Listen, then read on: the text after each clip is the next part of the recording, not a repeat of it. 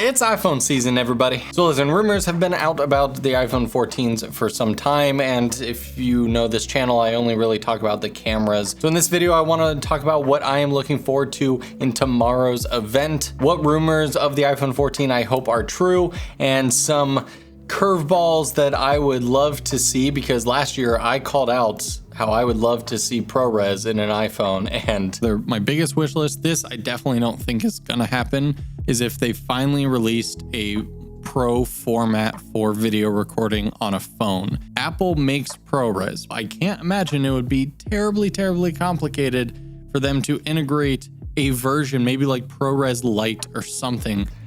It happened, so maybe I'll do some of that manifesting that's ever so popular nowadays. Real quick, I would love to know, based on my audience, are you team Android? Hit the like button, or if you're team iPhone, hit the subscribe button. Either way, I appreciate your guys' support. So let's run down the list here. So the most obvious one is bigger camera bump, bigger sensors. Yeah, that's probably gonna happen. I mean, if we look at every iPhone, they've basically just been progressively getting bigger with each update. Probably the biggest, most, like, it's not realistic, but like the biggest wish that I have, whatever sensor they come out with, whether it's the same as last year's or a better one, I want all three cameras to have the same sensor. I love the focal lengths, but the quality, everything, like the sharpness, the noise reduction, the colors is so different from one camera to the other. It's insane. So that way the choice is just one of focal length and not, do I want this to be ultra wide but terrible quality? What we're probably going to get is just like every other year, where they just improve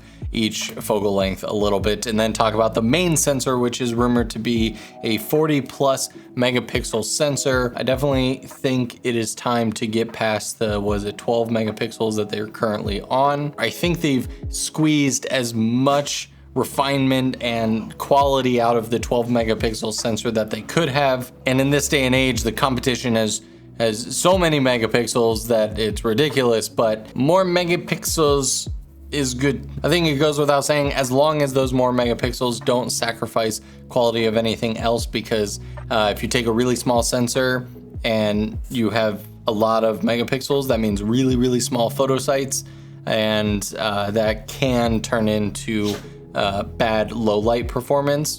I doubt Apple's going to sacrifice anything like that. So 8K video, I saw the rumor for that.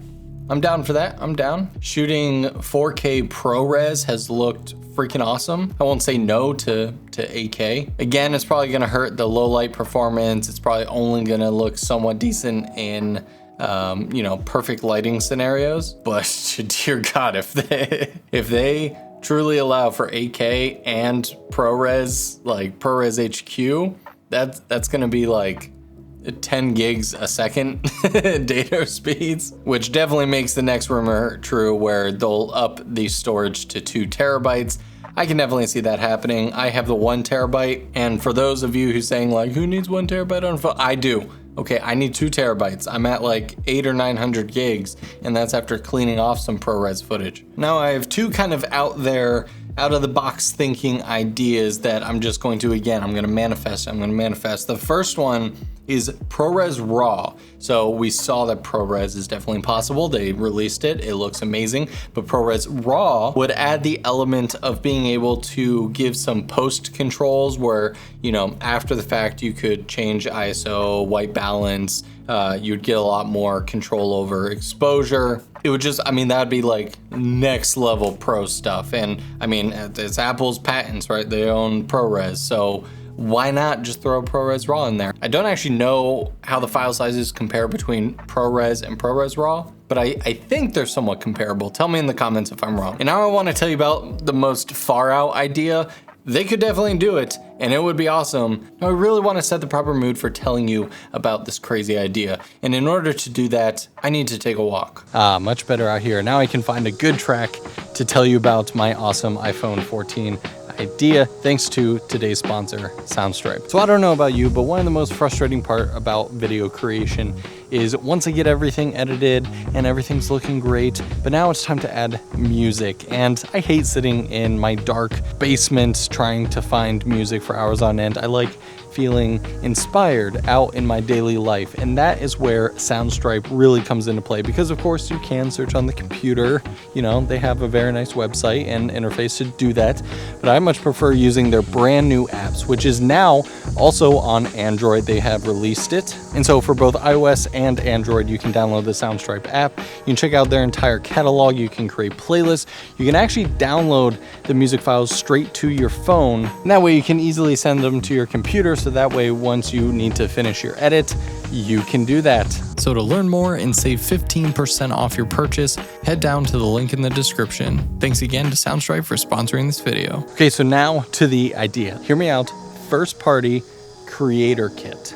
There's plenty of amazing third-party accessories out there for iPhones, but how cool would it be if Apple came out with their own lenses, their own cages, their own microphone? I always think about, oh, this camera's heavy. Recently, I saw everyone at Sony Camera Camp, and I think it was Armando who showed one of the goodie bags was one of the on-camera mics, and it uses the, you know, smart connector on top of the camera. It's not like unique. I've seen Canon, Nikon, and everyone doing this, but you know, right now I have a mic on top of my camera, but then there's a cable that goes into the, you know, little 3.5 jack, and you know, it's not as clean, and I like setups that are clean, no cables, no fuss. And I could just picture and I could just imagine what Apple could do if they created their own like creator first party accessories, like microphones that would seamlessly integrate into the lightning connector and have such amazing dialogue for filming videos, or lenses that were perfectly tuned to accompany the optics that already exist on the iPhone. It would just, I don't know, it'd be so interesting. What do you guys think? Is that just crazy? Are they never gonna come out with those types of accessories? I'm hopeful, but that's my far out idea for tomorrow. But hey, we don't just want new features around here. We want some fixes and improvements from the previous generations, and I have two big expectations for things they can fix that have been an issue for the past couple of years in iPhone cameras. First one, flares. Drives me insane. The flares that have been in the past couple generations of iPhones are just terrible. Every time I have compared my iPhone to the Samsung S22 Ultra, the Google Pixel 6 Pro, they're so close, but anytime you get like somewhat low light and then you have a very like defined light source in the back, like street lights or lamps or anything like that, you can't even play the game. Oh, which one's the iPhone? Which one's the other model? Because the flares just, they're not even flares. They're just dots. They're just light dot. Anyway, the second thing is the, I always forget the name for it, auto exposure shifting, contrast shifting. Listen, in the Apple stock camera app, it's fine. I get why they do it, because for the everyday person, it's a nifty little like auto HDR, auto exposure kind of tool. But please give third-party developers access to be able to disable it completely. It just ruins so many manually controlled shots. So what do you guys think about my list? Do you think I'm right about the majority of them? What about my out-of-worldly ideas? Do you think those have any chance of happening? Let me know down in the comments below, and also let me know what feature you are super pumped for tomorrow's event. Even if it's not camera related, I would love to hear what you guys are looking forward to. You know, the new Pro watches, maybe new AirPods, who knows what's gonna happen. I'm excited. It's always a good day when there's an Apple event, except for our wallets.